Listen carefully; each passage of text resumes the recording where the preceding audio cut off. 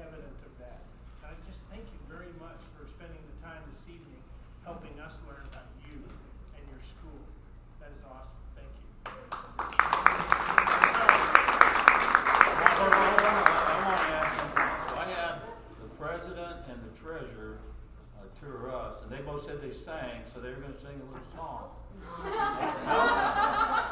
must have misunderstood. That's Mr. Byer. Very good. Okay.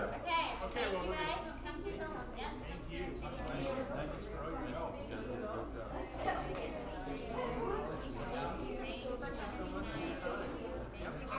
Good to see you right here. And the treasurer. He's got the money right here.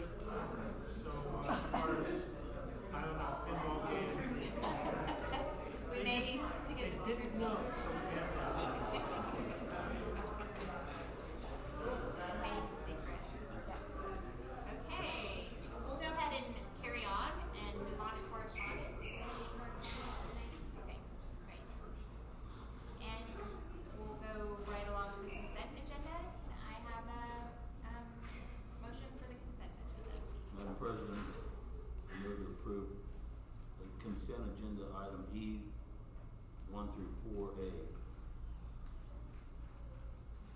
I have a second? Second. Thank you, Jean. All those in favor, raise your hand. All those opposed, same sign. Great, thank you. We'll start with the curriculum reports, and we have the Postsecondary Success, Steve Nordby and Mark Elvis, please. Thank you.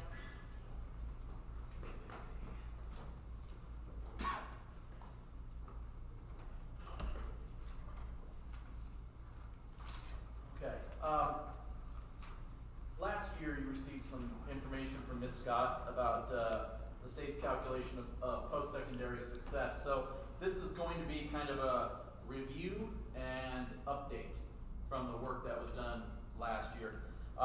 As you've heard several times, our State Board of Education in their Kansas Vision for Education outlined 5 areas for districts to report each year to kind of check their progress and monitor whether they're achieving what they're supposed to be achieving. Things like measuring socio-emotional growth, kindergarten readiness, individual plans of study, high school graduation, and then beyond high school with post-secondary success. And so filling you in on that one in particular is what we're going to do, this evening. And it's going to be a little hard for you to see the numbers and things on here, but our post-secondary success, as measured by KSDE and the data that we report, really has 2 components. First of all is our graduation rate, averaged out over 5 years, which sits currently at 87%. And then a 5-year success average, which the state compiles for us every year with data on our students that have graduated, that 2 years past graduation are still persisting to a degree, have achieved a degree, or have earned some kind of industry certification. And so with Garden City High School, for instance, in a 5-year average of 87% graduation, 55% of those after 2 years are persisting and are called successful graduates. Those two numbers multiplied together give us what they consider a 5-year effective average, which is 48%. And to help us judge ourselves as a district on what that really means, KSDE also calculates a what they call a 5-year confidence interval, kind of estimating where, given the risk factors in your district, such as mobility, poverty, and other factors, where you should be, or where they estimate you should be. And for Garden City as a district, our estimates are somewhere in the 33 to 36% effective average. So we are well above where the state says we think, given your risk factors, you should fall here. And we're well above that. These numbers on the next slide, a little smaller, but that's the state of Kansas as a whole. 86% 5-year graduation rate, almost identical to ours. Ours is actually a percent higher. 55% success average for the state as a whole. That's exactly where ours is at. For an effective average of about 48%, which is right where ours is. You know, as we compare ourselves at Garden City High School to the rest of the state of Kansas, our kids that leave are finding just as much success as our state average as a whole when they leave Garden City High School. Despite all of the risk factors and other things that some of our population face, causing the state to say, well, we really think maybe we would anticipate you to score a lot lower.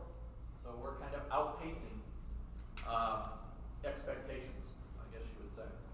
But our numbers look almost identical to the state of Kansas as a whole, which is a great thing for us. Our kids leaving Garden City High School are just as successful as anybody anywhere across our state. We feel really good about that. What do we contribute those things to, that success to? Well, a number of things. First of all, we got great kids, we got great teachers, and we've got a really great system sending us kids prepared for high school every year. And we just build on that. But several programs that we have talked to you about in the past, each factor into the success of our kids when they leave Garden City High School. Things like communities and schools. You know, they help with our kids that just have needs that we can't necessarily meet as a school. They're having needs that aren't necessarily met outside of school. And communities and schools really helps us bridge the gap. And we're thankful for that program. The JAG program, Jobs for America's Graduates. You know, for each of the 45 to 50 kids that are in JAG right now at Garden City High School, that is a program that's helping a safety net, that's helping them be motivated for the future, that's helping them set goals, that's filling a need for each of those kids. The JROTC program. When we started with the JROTC program nearly a decade ago, we knew that we would have some kids that were interested in it, but we never, I don't think in our wildest dreams, thought it would do what it was doing a decade later. And it is helping hundreds of kids. Just think about a path after graduation. They don't all go into the military, but it helps them provide some discipline and some options, and to think about and to plan your future. We've also dedicated ourselves as a high school to, especially in the month of October, being College Application Month. We just hosted a college planning conference on October 1st that had nearly 40 options past graduation. They weren't all 4-year colleges. Some were two-year colleges, some were tech schools, some were military options that were there for all of our juniors and all of our seniors to visit and to talk about and to help them just figure out, how do I plan for what's next?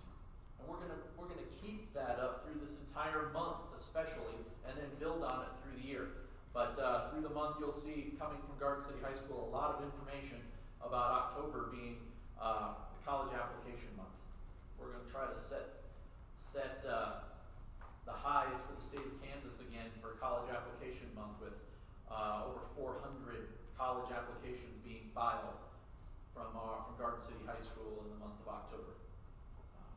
And then individualized plans of study. Every student coming through Garden City High School has a plan of study to carry them past their 4 years at Garden City High School and think about what's next. What other options are out there? What do I have to do to prepare for those options and to help students organize their thinking? So each of these things goes a long way to building on our success, a little one brick at a time, I guess. Another big thing that we contribute the success of our students to is the AVID program, Advancement by Individual Determination. It is a program that we brought in that is also probably about a decade old, Jenny? Yes. Yeah. It's a decade old.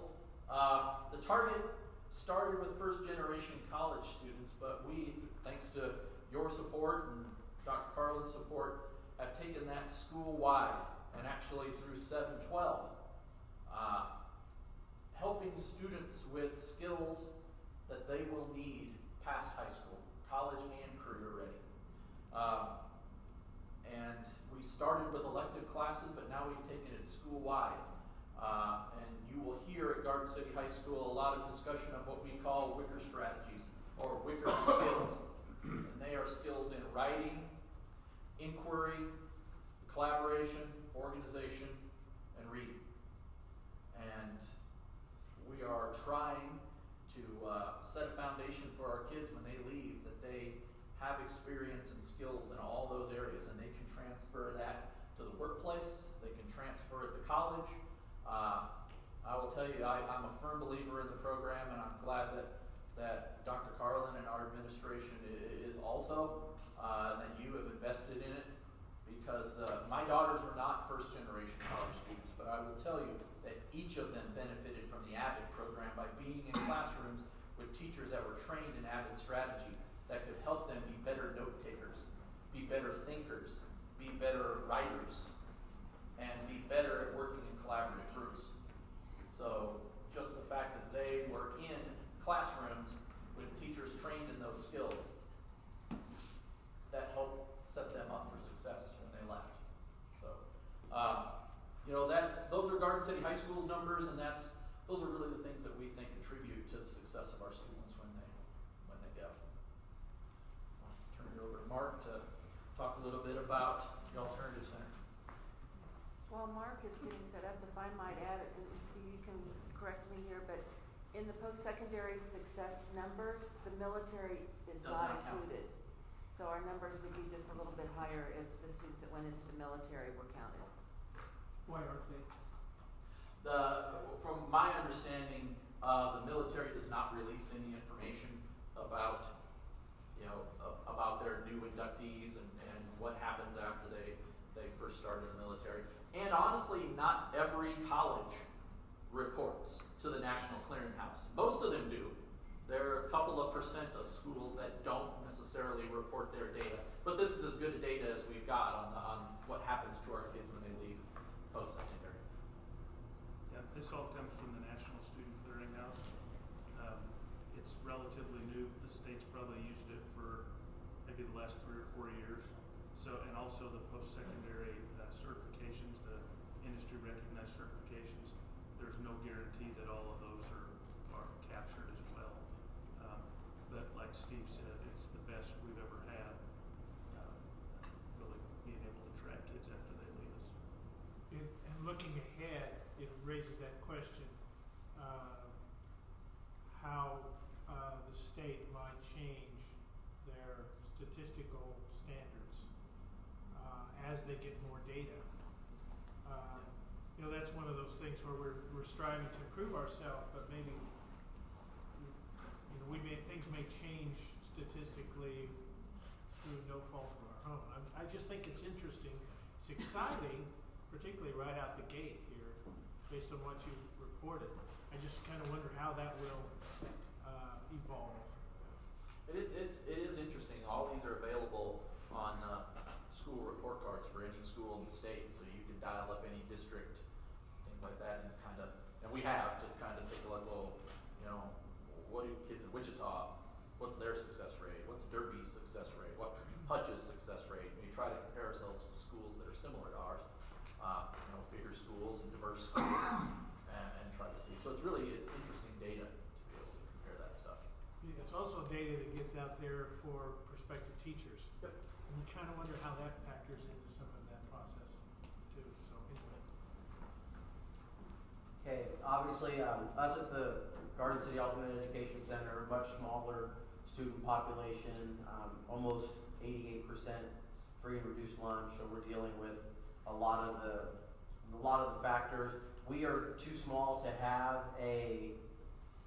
for the state to figure our projected effective rate, but we do have numbers here. My graph is 3 years because we didn't have either enough data presented to the state, or we weren't big enough for them to give us numbers back in 2014. So what we have here is 15, 16, and 17, and graduation in blue, success rate in red, and effective average in green.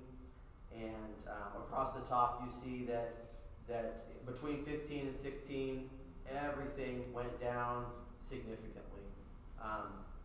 And so the goal of staff at that time was to address that, and they did so effectively. I can't speak a whole lot for that because I was not the principal during that time, but the key point on this slide that I have shared with my staff is everything's moving in the right direction. Graduation rate went up between 16 and 17 by almost 6%. Our success rate went up 4.5%, and our effective rate went up 3%.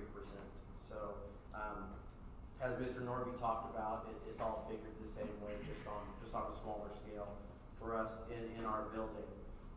Some of the things that we have going on, very similar to the high school, we have JAG. From last year to this year is where I've compiled a lot of my changes and a lot of my data, because last year was year one for me, and year two now. We've increased JAG enrollment to 26 kids this year. We had 17 last year. We also added a third hour of JAG into our schedule. It used to be just a morning class, first and second block, and now we have first, second, and fourth block. So that's one thing that we are hoping will benefit. We've seen the success of JAG in other buildings, both in our district at the high school and statewide. So we're hoping that helps us improve there as well. Some of the things JAG does, they take our kids to a leadership conference, state JAG assembly, and career development conference and competition. And you'll see two of our alternative students last year at that competition. One won at regionals in the math skills competition, and he placed 6th at state. And then we had a young lady who placed 3rd at regionals, did not place at state, but in public speaking. So good things going on in our JAG program. And then 7 out of 7 of our JAG-K kids that graduated are considered JAG successes as positive outcomes. And what that means is either they are employed full-time, they go to school full-time, or it's a combination of both employment and school. So good numbers coming out of the JAG program at the Alternate Education Center as well. Something we've added this year, we call them lunch and learns, and what they essentially are the building professionals within our community giving of their time and coming in and meeting with our kids. Through conversation with our kids, focused conversation, we find out what their interests are, and then we go out and seek out professionals that can visit with them about what it takes both academically and those soft skills that the state talks about so much to be successful in that area of career. And we had one already. We had some banking and accounting professionals come out and talk to our students. We had about 21 kids attend that first lunch and learn. In learning from that may be a little big. We're going to cut that back a little bit to maybe 10 to 12 kids. But and then we have a cosmetology group going out. Garden City Community College has asked that we actually come to them for that lunch and learn. The original idea is that they would come into our building and to not keep our kids out too far, but we are mobile, and those students are going to learn about what it takes to be successful in cosmetology. And then, as you can see on the slide, we have HVAC coming in November. An actual date hasn't been assigned yet or established for that one. And then other areas that we know we have kids interested in that myself and my school counselor are going to get lunch and learn set up where they can come in and talk to our kids about, again, those soft skills and those academic skills necessary to be successful in those fields of study. Graduation conferences, something else that are brand new this year in my building. Our counselor is meeting with every student that's set to graduate this year and their parents or guardians, discussing things like FAFSA and college applications, what they want to do post-secondary as far as career-oriented or post-secondary academic studies. And so far the attendances of these meetings have been significant. I think the conversations are being had, meaningful conversations about post-secondary success, and what it takes to be successful for the students. And anytime we can get parents into our building is a good thing, because that was lacking for a lot of years. And so we're getting more parents in, and we're getting them involved in their students' education. AVID as well. 100% of our full-time staff, grades 7 through 12, are now also trained in AVID from the professional development that we had just last week. Our in-services are going to pertain to a lot of those Wicker strategies. For some of our staff, AVID is brand new. For a couple of our staff members, they've been to AVID breakout sessions, AVID trainings throughout the summer. And we have a lot of Wicker strategies, Wicker skills being highlighted and emphasized primarily right now in our English classrooms. Mr. Edwards is doing a great job implementing some Wicker strategies. If you are on social media, his Facebook page that he runs for our school, you see Wicker strategies all over the place, and collaboration and different collaboration and writing and other skills that he learned at AVID, and he's just taking and running with them. It's good things going on in that classroom. And then along with AVID, the increase in rigor. Last year was the first year that all of our kids, juniors and seniors, took the ACT. We got a cumulative building score that wasn't too far off the district average. We were 1.8 points behind what the district average was. And so for our kids, first time, some kids didn't realize that we were going to ask them to take it until the week of. And they're like, what am I doing? Like, just come try this test. And this year, with more focused preparation and whatnot, we're only expecting that score to be better. Our kids, for the second year in a row, have attended the college planning conference. So we gave about 20 kids that signed up to go the opportunity to visit with those schools that were in those post-secondary career paths. We gave our kids the opportunity to visit with them as well. And so the focus is, I guess the focus is on meaningful conversation about post-secondary success. And I think that based on that, our numbers will continue to go up from there. Great, thank you. Thanks. Any questions from the board? What does the O stand for, Wicker? O is organization. Organization, Yep. thank you. It looked like I found material that left the O out. Yeah. So yeah, Wicker, it's just. They're all of them same level of importance. Nobody Yep. should be leaving them out. Yeah, it's just, I think for a lot of our kids, they've got these strategies for writing and other things. They've got it all figured out, they just can't figure out where they put it. So the organizational piece is a big piece for our kids. Yeah.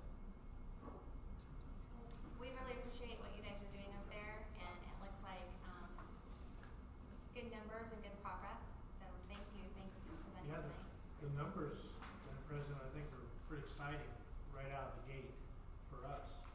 And I think it'll be interesting, like I said before, to watch and see if we can continually improve, and then what the state does statistically in evaluating this.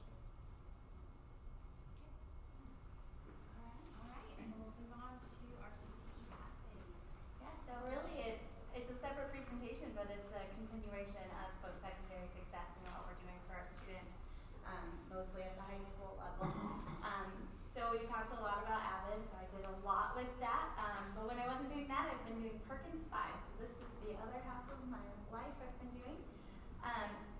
So in order to understand Perkins 5, we need to understand career and tech ed. So career and tech ed is rigorous and relevant career and technical education opportunities that prepare both youth and adults for a wide range of high-wage, high-skill, high-demand careers. So we have quite a few pathways at the high school that we'll talk about in a minute. But career and technical education, we look at it from a secondary perspective, but it goes to the community college and into adult life as well, and there are programs for all three areas. So like I said, career and tech ed fulfills employer needs that are high skill, high wage, and high demand. One thing that's important for you to know as we talk about high skill, high wage, high demand is our state sets what careers fit that category. They have their numbers for what is high skill, high wage, high demand. So I do sometimes have teachers come to me wanting to somehow have me make their program career and tech ed, and I do not have that authority. So just so that you understand, those are set by the state, and they have their limits. They use labor data to determine what is going to be considered there. As I mentioned, we have career and tech ed in high schools. We have career centers. We have community and technical colleges and four-year universities, all involved in career and technical education. Career and tech ed integrates with academics in a rigorous and relevant curriculum. We try really hard to help our teachers work together in career and tech ed, and our academies, and that academy model really helps our teachers do that. And just a little subtle nod, that would be board goal 1.9, that access to rigorous curriculum. Career and tech ed truly is rigorous, and I think that sometimes that's missed until you go in and you observe a classroom that is doing career and tech ed, hands-on, very difficult things that I can't even comprehend, especially in Chris Remick's room. He teaches our biotechnology, and man, when I go into his classroom sometimes, I know that I paid for this item that they're using, but the way they're using it is just so beyond me, and it's so cool to see what our students can do. So those classes truly are rigorous. Also, it prepares students to be college and career ready by providing core academic skills, employability skills, and technical job-specific skills. I know a lot of times we think of career and tech ed as career ready, but it is also college ready. There's a 98% overlap between college readiness skills and career readiness skills, and we know that. So career and tech ed is helping for both industries. Career and tech ed, the foundation is on post-secondary partnerships. That way we can have pathways to certifications and degrees. So I work with our community college all the time to try to make sure that we have strong partnerships and that our programs are aligning. Again, a subtle nod that would hit board goal 3.5. This information is from the Association of Career and Technical Education. They said that 92% of high school students are a part of CTE. And so I thought, well, what is our percent? And my easiest data to get for you was to just look at last year's graduating class. So I pulled up our report from last year, and I had 442 students who had taken at least a half a credit and passed at least a half a credit of career and tech ed, so that would be one course. And so then I went and asked how many students we had. 445, so that would be a 99.3% rate of students in our class of 2019. They took and passed at least one career and tech ed course. That was exciting data for me. Career and tech ed on a national level is divided into career clusters. There are 16 clusters and 79 possible pathways. We obviously do not have 16 clusters and 79 pathways. The clusters are areas where careers are kind of grouped. They're similar, they're together, so this bubble chart kind of shows you those. And then there's 79 different pathways. We have 15 pathways and 12 clusters. And so I will quickly let you know we have business finance, comprehensive agriculture science, corrections, security, law enforcement services, digital media, that used to be called AV communications, it recently changed, early childhood development and services, engineering and applied mathematics, fashion, apparel and interior design, graphic design, health science, manufacturing, marketing, power, structural and technical systems, restaurant and event management, teaching, training, and web and digital communications. So each one of those classes has an introductory level, or each one of those pathways has an introductory level course that students can take that tells you the basics. It's usually pretty broad. It's a good overview of all of the different careers in that area, and that's the introductory level course. Then we have a technical level course where students hone in their skills in that and they get some practice in a more specific area. And then they end with an application level course. So if a student takes all three of those, or if they take 3 credits in at least 2 levels in one pathway, they're considered a CTE completer, and that is the goal, that we get students all the way to the application level. Most of our pathways have a industry certification at the application level. A few of them are just not quite in the works yet. For example, digital media, the only industry recognized certification that we can do is an Adobe certification, and we have teachers who struggle to pass that test, and so it's not really quite, there's no entry-level certification. It's a pretty high one, and it's pretty difficult to pass, and it's also $80 a test. Yes, sir? So you have 15 pathways Yes. and 12 clusters. Yes. And how does that compare, for example, to 5 years ago or farther back? I know I'm putting you on the spot, I apologize. Yeah, I haven't reviewed specifically numbers-wise. It does regularly change. For example, we have to fit our pathways to what the state articulates, and they recently did a redesign of our energy pathway for the state, and none of our classes fit the way they were before. And so it wouldn't be cost-effective to us right now to continue that pathway, so we lost one. However, they took, what did it used to be called? Visual arts, and divided it into 2 pathways. So then we were back to 15 again. So our numbers do change quite a bit. We have been adding career and tech ed classes, but we haven't added any pathways recently. Our most recent one was engineering, which was brought in, I think we did that 3 years ago.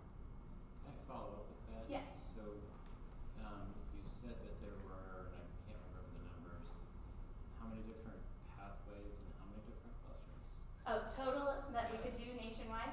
There are 16 clusters. I'll go back. Doop.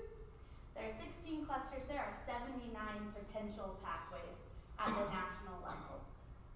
And then the state says which ones are allowed in Kansas. For example, cosmetology is allowed in some states and it is not allowed in Kansas at the secondary level. It is allowed as CTE as the post-secondary level. I think the state number is in the 50s. I want to say 52, but it's been a while since I've reviewed that. So I am curious as to how you determine, obviously, as a district with limited resources, Right.